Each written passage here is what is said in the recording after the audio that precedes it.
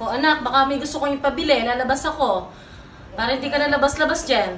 Ah, sige po, ma. Bilhin niyo po ako ng spicy C1 with fries, tapos yung may kasamang sundae. Dagdag niyo rin po spaghetti tsaka burger. Tsaka ma, kung okay lang, bilhin niyo na po yung pag-skincare ko, yung toner, moisturizer, tsaka yung sunblock. Huwag niyo po kakalimutan, ma. Thank you. Ha? Ano ka mo sa akin? Magmumall? Pupunta ng Jollibee? Pupunta ng Watson? Eh, dyan lang sa tapat bibili kay Ann Tekla. Ano ka ba? Sa harap lang. Sige, candy na lang, ma. Candy lang pala eh. O sige, basta linisin mo buong bahay ha. Bye, anak! Tama na. Ano to? Para na namang ulam? Mahal, pangako bukas may kakainin na tayo. Sinabi mo rin yan kahapon. Paano tong anak natin, ha? Paano natin ito bubuhayin? Mahal, please, magtulungan tayo. Makakaahon din tayo dito. Ayoko na. O ito, ikaw na maghalaga niyan. Mahal, please, wag mo naman kaming iwan. Babalik na ako sa dati kong buhay. Sa buhay na nakakakain ako na masarap. Sa buhay na nakakapag-party ako. Sa buhay na prinsesa ako. Ayoko na ng gantong buhay. Mahal, please, babawi ako. Kaya mo na yan. At wag na ako gugulin, ha? Anak, pangako hindi kita iiwan, ha? Nandito lang ako para sa'yo. Hindi kita papabayaan. Okay, Mr. Ramon? Ma'am, tanggap na po ba ako sa trabaho? Sorry sir. Based sa resume mo, hindi ka pala nakapagtapos ng college. Ang hanap po namin is college graduate.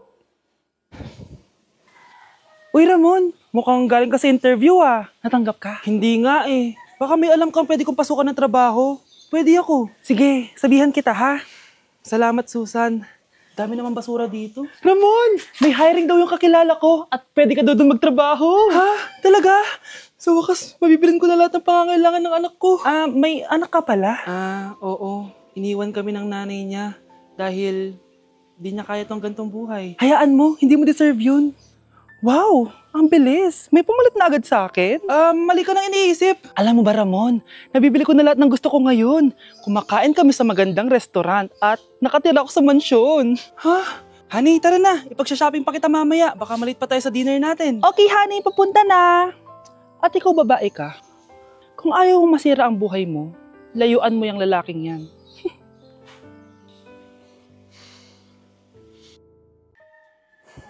Iniisip mo pa rin ba yung sinabi ng dati mong asawa? Baka totoo nga, na isa lang akong hampas lupa, na hindi nagaganda ang buhay. Ano ka ba? May anak ka na umaasa sa'yo. Tsaka, magkakatrabaho ka na, di ba? Hindi ko na alam. Sobrang bigat na. Pero salamat, Susan. Napagaan mo loob ko.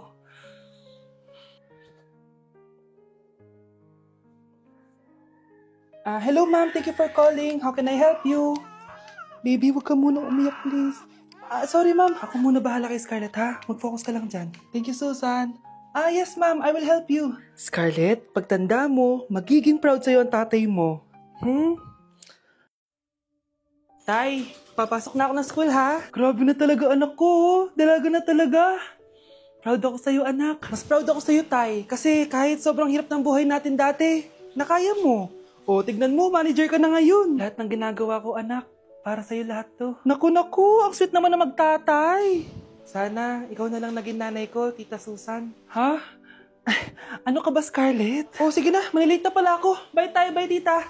Hi, first day of school. Sana maging masaya tong chapter ng buhay ko. Kailangan may picture ako. Hoy, cellphone ko! Akala mo ba makakatakas ka? Balik mo yan. Miss, cellphone mo ba to? Cellphone ko. At doon nagsimula ang kwento naming dalawa. Sa susunod kasi, mag-ingat ka. Salamat Simula nun, palagi na kami sabay kumain. At syempre, nagsishare ng baon. Palagi din kami tumatambay pag walang teacher at pinagchichismisan namin ang mga classmates namin. Sabay din kami umuwi hanggang sa... Uy Scarlett, tara, sabay na tayo umuwi. Sige tara, kunin ko lang yung mga gamit ko ha. Oh, kanino galing yan? Eto, binigay nung crush ko. Wow, ganda. Oh, tara na, uwi na tayo ha. Di na pala ako sasabay umuwi. May gagawin pa pala ako. Sige na. Hoy, sabi mo sabay tayo umuwi. Ano nangyari dun?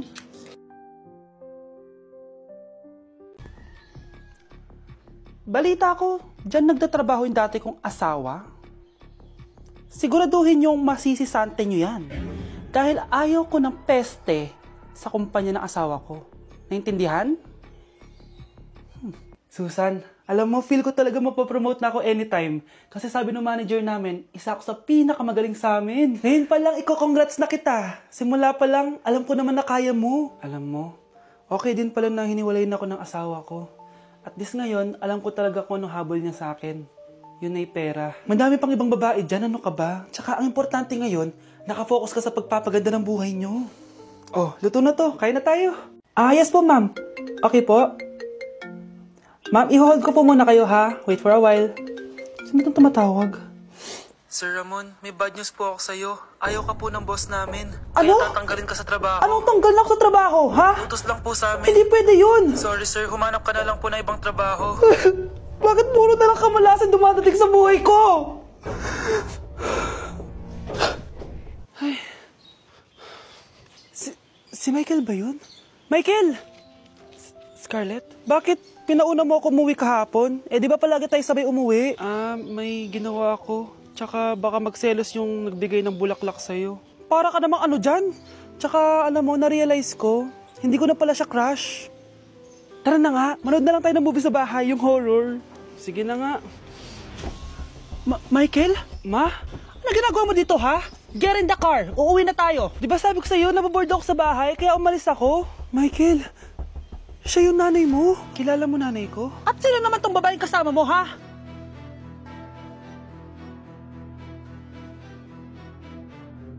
Ikaw, Miguel.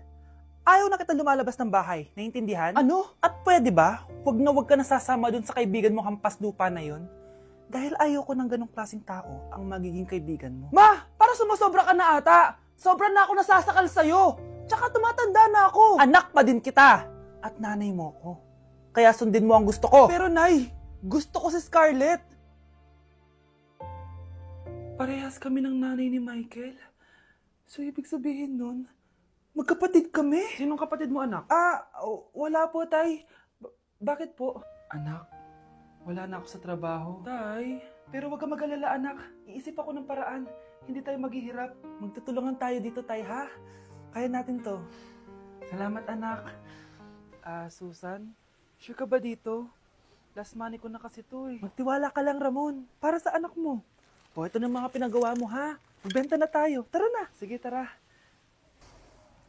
Scarlett, ayaw sa'yo ng nanay ko. Ayaw niya akong magipagkaibigan sa'yo. Pero hindi niya ako mapipigilan.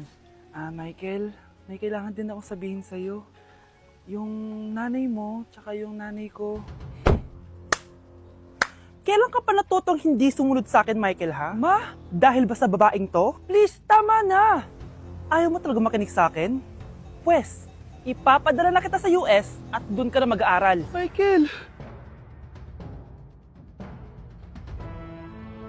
Ay, Nay! Good news! Nanalo ako sa loto! Totoo ba, anak? Tumama lahat ang numero sa panaginip ko, Nay. Ay, alam mo, anak, swerte ka talaga eh. Nay, may good news din ako. Gagraduate na ako next month. Talaga ba, anak? Akala ko talaga bagsak pa rin ako eh. Buti naman at di ka na ulit ng high school. Congrats! Good luck sa college! Mga anak, may good news din ako. Sabi ng doktor, magaling na daw ako sa sakit ko. So, ibig sabihin, hindi mo na kami makakalimutan, Nay? Oo, anak. Parang sunod-sunod yung swerte natin, Nay, no? Siyempre, dahil din yan kay Lord. O, sige na, anong oras na? Matulog na tayo, ha? Good night, Nay. Grabe, ang kalat naman. O anak, ba't kising ka pa? Nay, sobrang kalat kasi dito sa bahay. Naglinis lang ako. Anak, tigil mo yan! Masama yan! Ha? Bakit? Masama naman maglinis, Nay? Hindi mo ba alam yung pamahiin na bawal magwalis sa gabi? Kasi pag nagwalis ka, parang tinataboy mo daw yung swerte palabas ng bahay. Ako, Nay, 2025 na, naniniwala ka pa rin sa pamahiin? Tumatanda ka na talaga. Ay, di ko alam, anak. Takot lang ako na malasin ulit tayo. Sige na, Nay, itulog mo na yan. Malapit na ako matapos dito. Matulog ka na rin, ha? Nasaan na yun? Hindi pwede mawala yun! Anak, ano nangyayari? Umagang-umaga sumisigaw ka. Nay, nawawala yung lotto ticket natin. Hindi natin makiklaim yung pera. Ha? Sige anak, tutulungan kita maghanap, ha? Ay, baka nandito lang yung banda. Anak, ba't ka umiiyak? Ayoko na. Ginawa ko naman lahat eh, pero binagsak pa rin ako ng teacher ko. Ano? Hindi na daw ako kasama sa mga gagraduate, Nay. Lahat ng effort ko nasayang. Anak! Nay, magpahinga ka muna. Ako na muna bahala dito. Ano na naman nangyayari sa pamilya natin? Anak? Scarlett? Kyle? Susan? Kamusta ka na? Dok? Ba't nandito ka? Dinalaw kita para kamustahin ka. Mga musta? Eh di ba sabi niyo magaling na ako, Dok? Yun din nakakala ko. Ha? Teka lang, nakita mo ba yung mga anak ko? Susan, matagal nang patay ang mga anak mo. Ha? Hindi mo ba naaalala? Pareho silang na-depress. Si Scarlett dahil sa nawala niyang lotto ticket. Si Kyle naman dahil hindi nakagraduate. Kaya, ayun. Kailangan mo ulit maggamot, Susan. Dahil lumalala na naman ang demensya mo. Grabe, nakakapagod mag-aral. Tara, Bes, road trip tayo. Hindi, arcade na lang. Hindi, Bes, road trip na lang. Arcade! Hep! Away ng away eh. May share ako na bago na sure ako kung saan tayo magkakasundo. Saan naman? Kumain na lang tayo, Bes. Share ko lang kasi sobrang good deal ng Jollibee Meal Savers. Pang everyday go-to meal natin. Bakit? Ano meron? Mag-Jollibee Meal Savers tayo. Kasi nandito lahat ng faves natin. Lahat may drinks at kasamang rice or fries. 1-piece burger steak with double rice. 1-piece chicken joy with drinks. At 1 Jolly Spaghetti with fries and drinks. Kaya kahit araw-araw tayo kumain, Bes, busog sulit sarap. Our go-to meal. Ayan, yan yung gusto ko. Kinikrave ko yung burger steak with double rice. Makakatipid na, mabubusog pa tayo. Diba? Kapag cravings mo yung go-to mo, tapos wak sa araw-araw, sulit talaga. Kaya tara na, Bes, gutom na ako. Excited ka masyado. Libre mo ako next week, ha? Sige, Bes, go. Basta, Jollibee Meal Savers, ha? Go! Anak? Oh, binilang kita ng bagong school shoes mo. Nay, okay pa naman yung shoes ko ah. Eh, nakita ko kasing punit na yung gilid ng sapatos mo, anak. Baka mahirapan ka maglakad. Thank you, Nay. Anak ko, para sa'yo. Hala, Nay, hindi mo naman po kailangan gumastos para dito. Kita ko kasing nahihirapan ka sa research nyo. Sana makatulong yan, anak. Thank you so much, Nay. Nasaan na yun? Be, nasaan na introduction mo? Choppy ka! Aray, kinagat po ako na lamok. O anak, bakit sa labas ka gumagawa niyan? Anay, mahina kasi internet sa loob. Kailangan ko na kasi matapos to. Pumasok ka na dito, anak. Nagpalagay na ako ng Vida Fiber Internet. Nay, gumasos ka pa? Pasok to sa budget ko, anak. Kasi for only 888 pesos a month, meron na tayong internet with speeds up to 75 Mbps. Installation fee will apply, pero sulit na din kasi 8 na gadgets ang pwede mag-connect. Salamat sa lahat, Nay. Ginagawa mo magaan yung pag-aaral ko. Di bali, Nay, makakabawi din ako sa inyo. Love you, anak! Hi mga anak! May dala ko mga pagkain! Wow naman, Ma! Pengi po! Ops, di ka kasali dito. Sa mga kapatid mo lang to, laki-laki mo na. Sige po, Ma. Oh, ilalagay ko na to dito, ah. Aakit na ako. 1 hour later. Ano ba yan? Ba't walang naman yung ref namin? Gutom na ako. Grabe, wala bang pwedeng makain dito? Wow, ang daming pagkain! Wala ba si Mama? Clear. Isa lang naman eh.